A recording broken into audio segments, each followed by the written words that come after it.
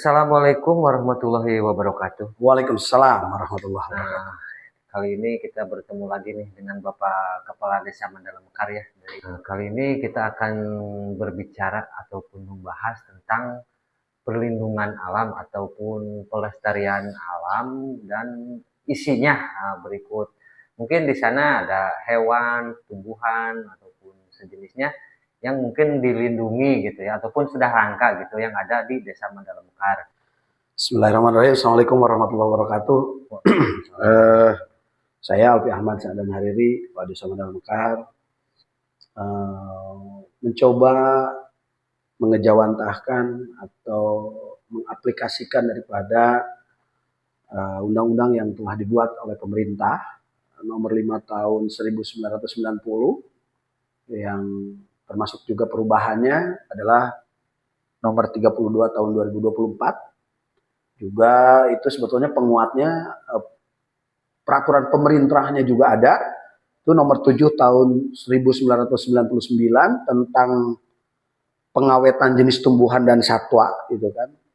Maka kami di Mandala Mekar membuat peraturan desa yang menguatkan gitu ya agar memang satwa-satwa yang dianggap sudah langka atau habitatnya itu kecil gitu kan, itu supaya terjaga gitu ya. Jadi saya mohon ini juga termasuk barangkali sosialisasi ya kepada masyarakat terutama yang masuk ke wilayah Desa Mandala Mekar khususnya gitu kan, sehingga saya juga insya Allah sebetulnya kalau untuk ya ketika ada yang ketangkep gitu dari petugas kami di lapangan, ya untuk makan, untuk bensin kita ganti insya Allah. Tapi barangkali setelah itu kan kami membuat satu SOP-nya 1, 2, 3 gitu kan. Surat peringatan pertama, surat peringatan kedua, ketiga ya.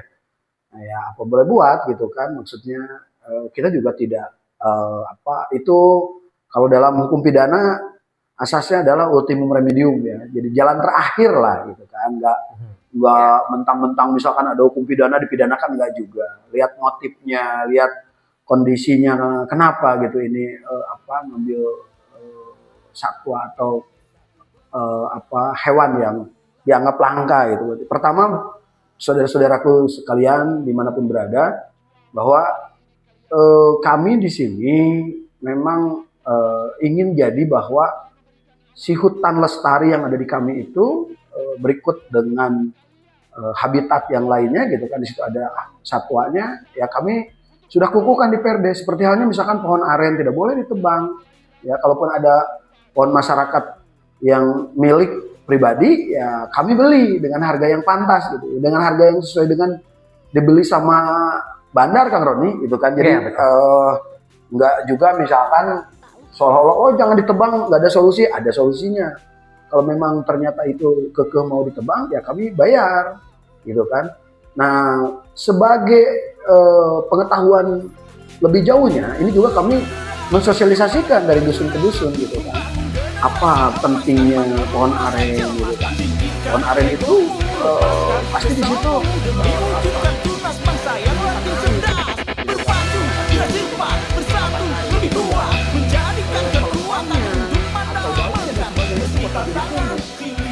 Kalau misalkan mau diteliti, setiap ada aren di situ pasti di bawahnya itu adalah tanah yang gembur atau tanah yang subur, bisa dipakai untuk media tanam yang baik sekali gitu kan, tanpa harus memakai pupuk lagi. Nah terus satwa-satwa juga di kami ya, kalau misalkan para pemburu khususnya, maaf nih bapak-bapak,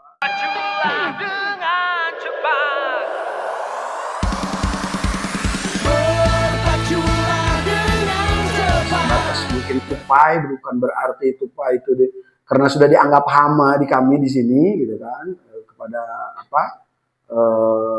merusak pohon atau hasil petani kelapa gitu kan, itu ya silahkan gitu kan. Termasuk ketika misalkan apapun juga yang sudah menjadi hama di sini, ya kami juga bahkan mungkin mohon bantu untuk ikut memburunya. Perhatosan di Mandala Mekar mah wayahna mangga ini sanes manuk mah bajing mah nya monyet Nah, ada barudak bisa nare makan monyet, manuk ulah. Tak gitunya, manuk mah ulah. Gitu. Monyet mah mangga, bajing mah mangga tos janten hama. Nah, di mana dalam Mekar. Nah, di dalam Mekar alhamdulillah. Kalau bajing mah bebas. Ya monyet kan bebas. Ya. Nuhun kan ya. Nuhun kan hapunten nya artinya. Akan tetapi kalau burung ini mohon maaf sekali ya, fungsinya kan banyak. Saya mungkin tidak terlalu akan detail menjelaskan tentang fungsi burung ya, di antara hama gitu kan Kang Roni, tanaman-tanaman itu aya hileud, aya mungkin hama-hama lain yang justru predatornya itu adalah burung gitu kan. Nah, itu satu. Kedua, kita melihat juga ya karena memang dalam pasal 20 ya ayat 1 dan 2 di Undang-Undang Nomor 5 Tahun 1990 itu juga menyatakan di situ apa yang termasuk satwa yang dilindungi itu. Ya di antaranya satu adalah satwa yang dalam bahaya kepunahan, Kang Roni. Ya. Artinya kalaupun misalkan tidak disebutkan satwanya misalkan landak Jawa, elang Jawa kan. Terus yang kedua satwa yang populasinya jarang atau kecil, Kang Roni. Tapi yang jelas untuk hewan-hewan langka itu ya dilarang memburu gitu kan, membunuh.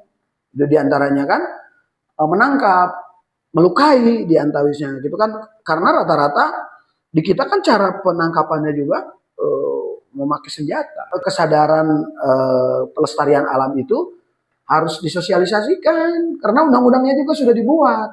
Memang di lembur-lembur jarang mendengar mungkin sosialisasi undang-undang ini gitu. Jadi intinya dari saya, mari kita sama-sama jaga kelestarian alam gitu kan. Jangan juga membangun atau hanya berpikir mencari uang tanpa berpikir efek atau buruknya atau misalkan dampak negatifnya kepada alam. Untuk harapan kedepannya Papua itu seperti apa sih? Harapannya Kang Roni sebetulnya kan undang-undang dibuat atau peraturan dibuat itu untuk terwujudnya sebuah ketertiban dan keteraturan. Dan itu menjadi modal dasar atau menjadi modal utama kesejahteraan, sehingga bagaimana sebetulnya akhirnya masyarakat bisa sadar ya, baik itu masyarakat setempat maupun dari luar Mandalika. Jadi sekali lagi kalau saya berharap bahwa muncul kesadaran. Jadi kami membuat sanksi itu bukan untuk benci atau mau puas dan sebagainya, apalagi misalkan mempermalukan, tidak ada itu.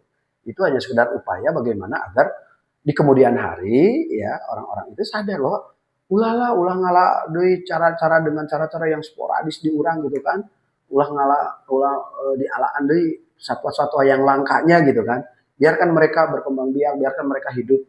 Dan kalau sudah jadi hama mah kami juga akan minta tolong pada teman-teman untuk memburunya gitu kan. Ya, nah justru petani hari ini kan termasuk dengan banyaknya monyet misalkan sampai ke pinggir itu sudah menjadi hama barangkali kalau di kita ini. Sekarang kita minta tolong gitu kan. Tapi untuk burung terutama ya sama ikan-ikan yang ya tolong cara-caranya gitu kan. Jangan sampai ada yang apalagi importas gitu kan. Wah itu mah maaf ya bisa dibaraledogan batu gitu kan nanti oleh warga setempat gitu kan. Mortas terus misalkan ya dengan jala yang masif gitu sehingga anak ada beak gitu kan. Kalau dipancing silahkan. Karyalah lebih giat dan tak kenal lelah.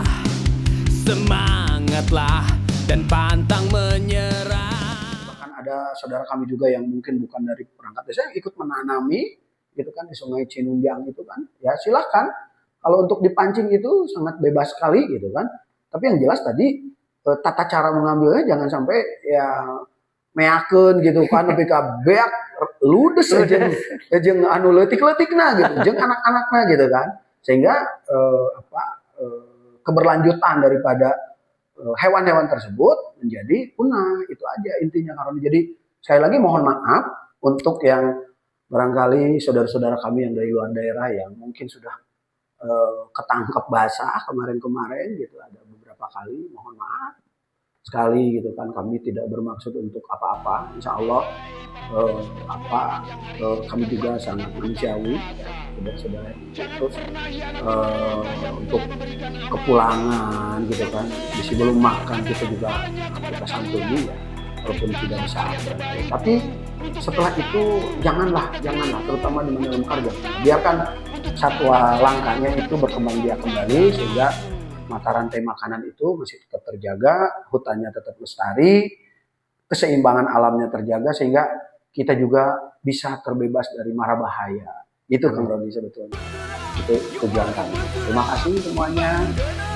Mohon maaf atas segala mungkin yang tidak setuju atau tidak kurang tepat barangkali dalam bahasa kami atau kata cara kami. Tapi intinya kami ingin menjaga kelestarian alam, khususnya di Mandala Mekar, umumnya di Republik Indonesia.